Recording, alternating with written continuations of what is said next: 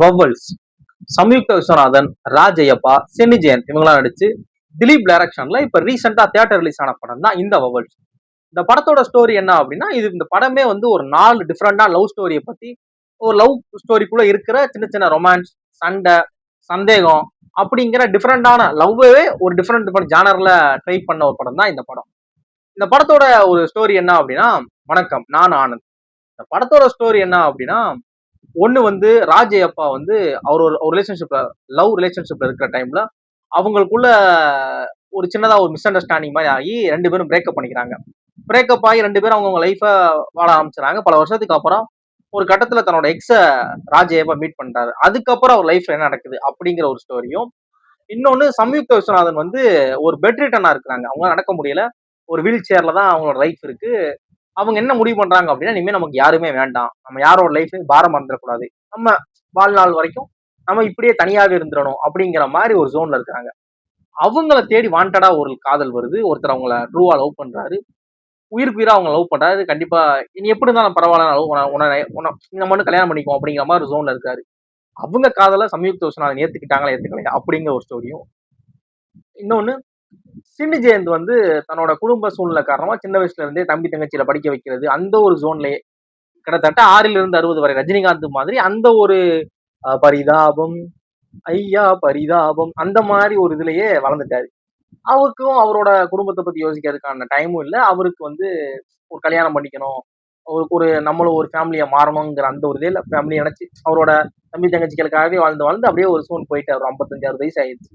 எல்லாம் என்ன சொல்றாங்க அப்படின்னா, அவர் ஃப்ரெண்ட்ஸ் எல்லாம் நீ தனியா இருக்கக்கூடாது, உனக்குன்னு ஒரு சின்னதா உனக்குன்னு ஒரு ஒரு ஒரு துணை இருக்கணும், நீங்க 2 பேரும் ஒரு இதா ஒரு ஃபேமிலியா நீ இருக்கணும், தனியா இருக்கக்கூடாது, தனியா எவ்வளவு நாள் இருப்ப, உனக்குன்னு ஒரு ஆறுதல் சொல்றதுக்கோ, ஒரு ஒரு ஒரு சப்போர்ட்டுக்கோ, ஒரு ஒரு இதா யாராவது ஒரு ஆள் வேணும்ல, உன்னோட கஷ்ட உன்னோட இன்ப துன்பங்களை கலந்துக்கிறதுக்கு ஒரு ஆள் வேணும்ல அப்படிங்கிற மாதிரி சொல்றாங்க.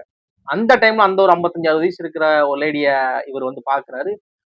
அவருக்கு வந்து காதல் வந்து அந்த காதலை அவங்க கிட்ட சொல்ல ட்ரை பண்றாரு. அவர் அவங்க கிட்ட காதலை சொன்னாரா சொல்லலையா அப்படிங்கிற ஒரு ஸ்டோரியும், இன்னொரு ஸ்டோரி வந்து 2 பேர் லவ் பண்ணிக்கிட்டு இருக்காங்க. ஒரு கடத்துல மேரேஜ் பண்ணிக்கலாம்னு யோசிக்கிற டைம்ல அவங்களுக்குள்ள சின்னதா ஒரு சண்டை மாதிரி ஸ்டார்ட் ஆகி அது ஒரு கிட்டத்தட்ட ஒரு டாக்ஸிக் ரிலேஷன்ஷிப் மாதிரி பயங்கர ஒரு அவங்க 2 பேருமே ப்ரெஷரா இருக்கு. 2 பேர்த்து கூட 2 பேர்த்தாலையுமே 2 பேரை இது பண்ண முடியல. அந்த ஒரு விஷயம் அந்த ஒரு ஜோன்ல இருக்காங்க. இவங்க லைஃப்ல அடுத்து என்ன ஆச்சு அப்படிங்கிற இந்த 4 டிஃபரெண்டான லவ் ஸ்டோரி தான் இந்த படமே. படத்துல பாத்தீங்க அப்படின்னா நம்மள எங்கேஜா வச்சுக்கிறதுக்கு ஒவ்வொரு ஸ்டோரி சின்ன சின்ன ஸ்டோரி அப்படிங்கிறப்ப அதுவே நமக்கு ஒரு ஒரு புதுசா ஒரு ஒரு ட்ரீட்மெண்டாவே புதுசா இருக்கு. இந்த மாதிரி நிறைய படங்கள் பார்த்திருக்கோம். இந்த சில நேரங்களில் சில மனிதர்கள் இந்த மாதிரியான படங்கள் எப்படி 4 நாள் டிஃபரெண்ட் டிஃபரெண்ட் ஸ்டோரியா நிறைய படங்கள் பார்த்திருக்கோம். பாவக்கதைகள் இந்த மாதிரிலாம் பார்த்திருக்கோம்ல. அதே மாதிரி இதுல பாக்குறப்பமே நல்லா இருக்கு, நமக்கு எந்த பிரச்சனையும் இல்லை. சின்ன சின்ன ஸ்டோரி தான். ஒரு ஸ்டோரி பாத்தீங்க அப்படின்னா ஒரு 20 நிமிஷம் இல்ல 15 நிமிஷம் 20 நிமிஷம் அந்த வருது. அடுத்த ஸ்டோரி அப்படிங்கிறப்ப அடுத்தடுத்த ஒரு எக்ஸைட்மெண்ட்ல போகுது.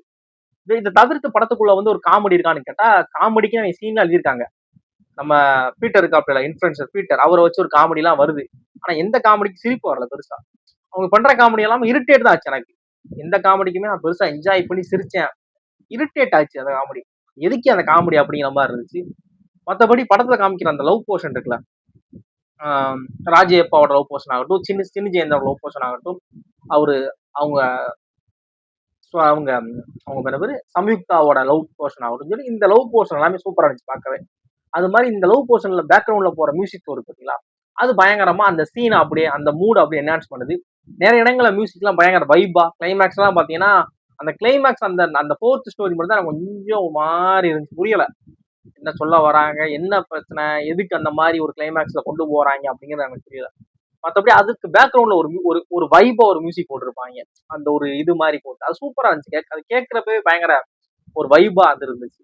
மத்தபடி படத்துல வந்து ஒரு காமெடி இருக்கா அப்படின்னா அது இல்ல. எமோஷன் இருக்கு, சின்ன சின்ன எமோஷன்.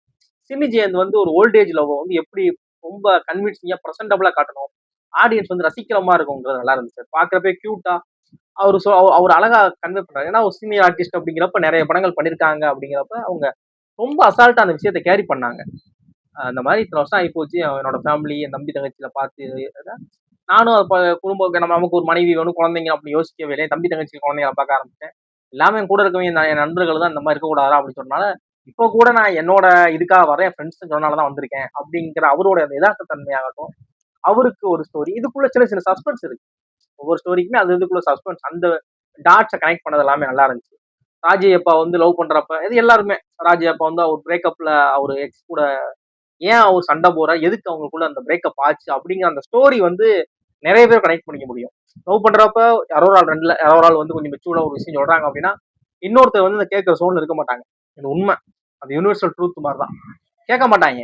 அவங்க வந்து அவங்க பண்றது கரெக்ட் அப்படிங்கிற மாதிரி இருப்பாங்க. ஒரு கட்டத்துல அவங்க பட்டு அதை ரியலைஸ் பண்றப்ப ஒரு 4 வருஷம் ஓடி போயிருக்கும். அப்புறம் வந்து எல்லாமே மாறி இருக்கும். அந்த மாதிரி பண்றது இது வந்து அதான் சொல்லணும்ல அந்த கடைசி ஸ்டோரியை தவிர மத்த 3 ஸ்டோரி எனக்கு பிடிச்சிருந்துச்சு.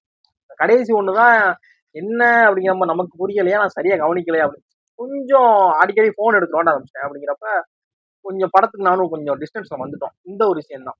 மற்றபடி நிறைய அழகான சினிமோட்டோகிராஃபி ஒர்க்குமே ரொம்ப சூப்பரா அந்த பிரசன்டபுளா அவங்க விஷுவல்ல நம்ம பார்க்குற விஷயங்கள் எல்லாமே ரொம்ப அழகா இருந்துச்சு.